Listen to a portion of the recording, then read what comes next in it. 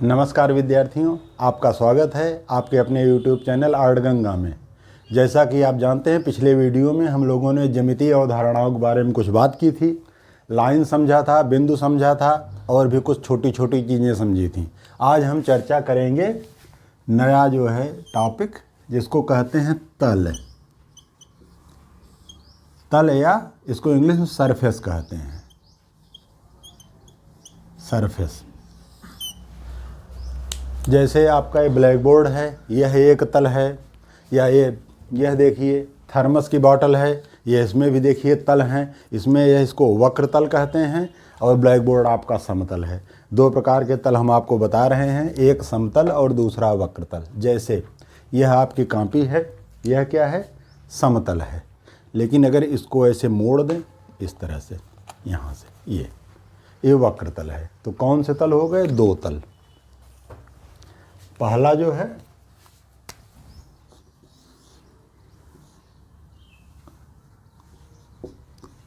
समतल, जिसको कि प्लेन भी कहते हैं, और इसी को जो है क्या कहते हैं? Flat surface. इसको प्लेन या फ्लैट सरफेस कहते हैं।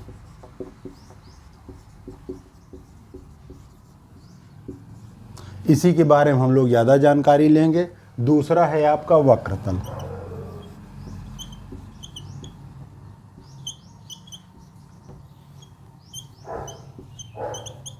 Curve surface. ठीक, दो प्रकार के तल हो गए, एक हो गया समतल, एक हो गया वक्रतल। हम लोग यहाँ ज़्यादा अध्ययन करेंगे समतल के बारे में।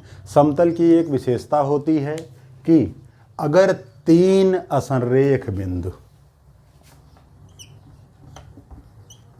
तीन असंरेख बिंदु, असंरेख बिंदु, असंरेख बताए थे पिछली क्लास में, जो एक ही लाइन पर न हो। जैसे ये लाइन खींच दिया है, एक दो, और तीसरा इस लाइन पर न हो, यानी यहाँ कहीं भी हो सकता है, कहीं भी हो, इस लाइन पर न हो। सी मान लिया तीसरा बिंदु यहाँ है, एक लाइन पर ना हो, ये असंरेख बिंदु कहे जाते हैं। तो तीन असंरेख बिंदुओं से केवल एक तल खींचा जा सकता है।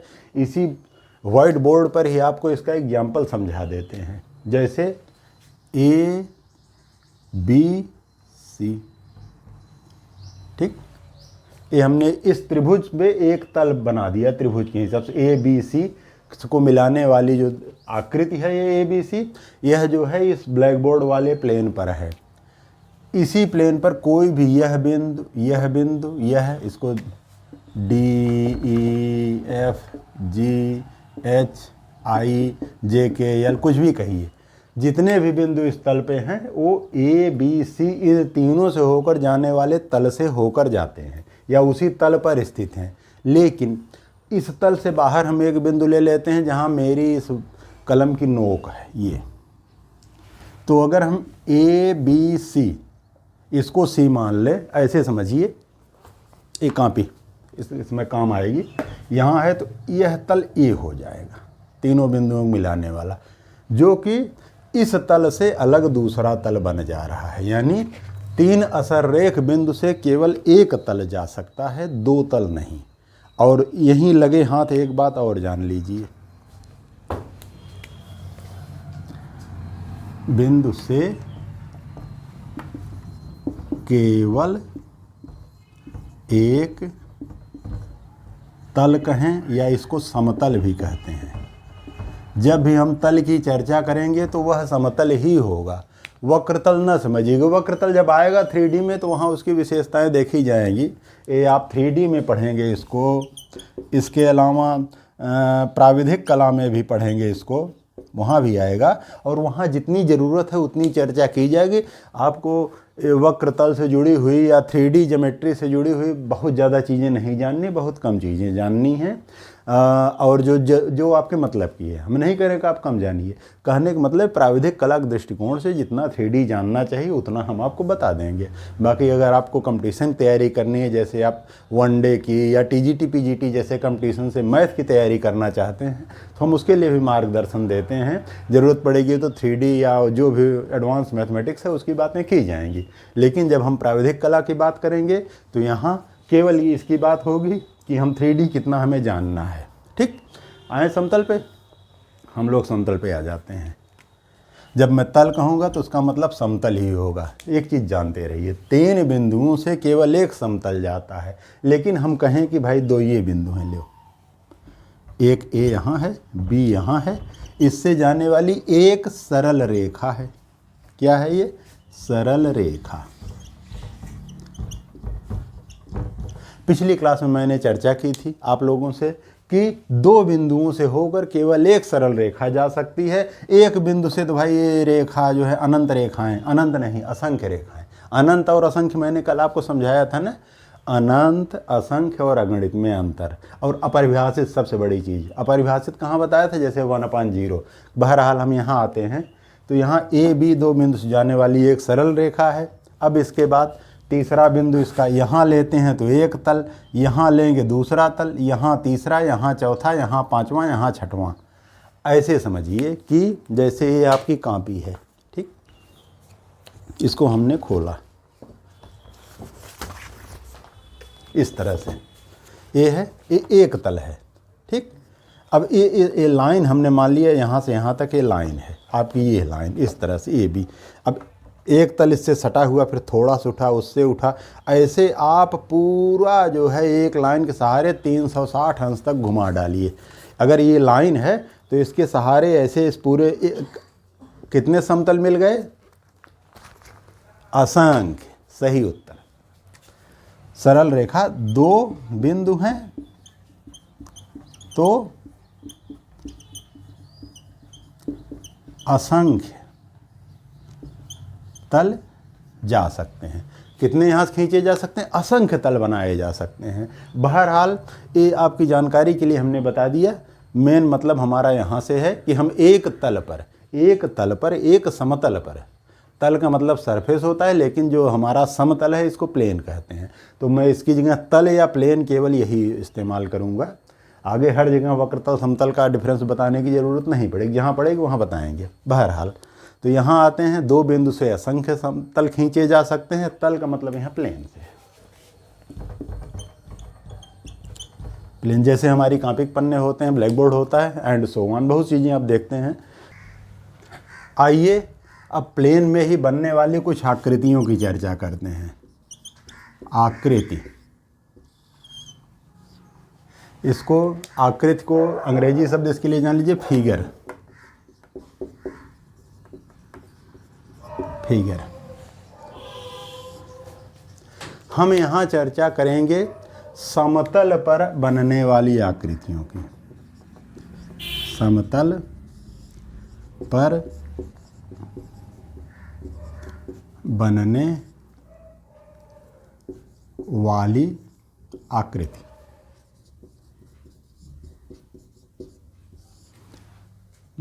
आपके पास कलम है, आप जो भी ऐसे ऐसे अगड़म बगड़म खींच दें या बहुत क्लियर कट लाइन खींच दें, क्लियर कट त्रिभुज बना दें, स्पष्ट वृत्त बना दें या चतुर्भुज बना दें, नहीं तो कुछ ऐसे ही बच्चा किसी नर्सरी क्लास के बच्चे को दे दीजिए, वो कुछ भी फिगर बना देता है। जो भी बना है यहाँ आप जो भी देख रहे हैं, लाइन हो, त्रिभुज हो, चतुर्भुज हो, जो भी हो, XYZ बिंदु हो, ये सभी आकृति कहे जाते हैं।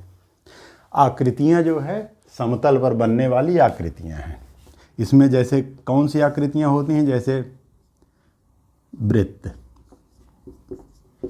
त्रिभुज, और जो भी आप लोग चित्रकला में बनाते हैं, चित्रकला में जो भी XYZ आप बनाते हैं, सभी जो है आकृतियों में आता है। आकृतियाँ मुख्य रूप से 2 प्रकार की होती हैं, उनको जान लेते हैं। आपकी पहली है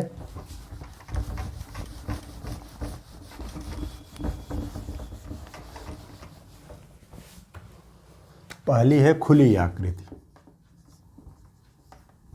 खुली आकृति, ओपन फिगर। इसको खुली आकृति या ओपन फिगर कहते हैं। जैसे हमने मान लिया कोई आकृति ए से चालू किया, गए बी पर हमने ख़त्म कर दिया। अब यहाँ इस आकृति के बीच में जाने के लिए जगह है ना, अगर बीच में जाने के लिए जगह है या कहीं रास्ता है तो यह खुली आकृति कही जाती है, यानी इसके प्रारंभिक बिंदु जो कि ए है और अंत्य बिंदु बी, ये दोनों क्या हैं? अलग अलग हैं।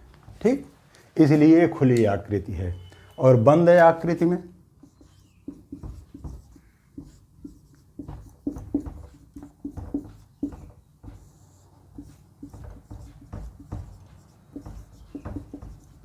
क्लोज फिगर, इसमें क्या होते हैं? इसके आरंभिक बिंदु और अंत बिंदु दोनों मिल जाते हैं ऐसे, यानी ऐसे ले लो, ये ए से शुरू हुआ और बी भी यही है, यानी ए इज इक्वल टू बी।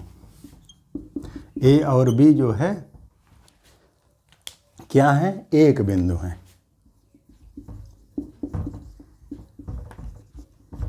तो मेरे ख्याल से दोनों में अंतर समझ में आ गया होगा। इसके अलावा एक और चीज़ आप लोग जान लीजिए,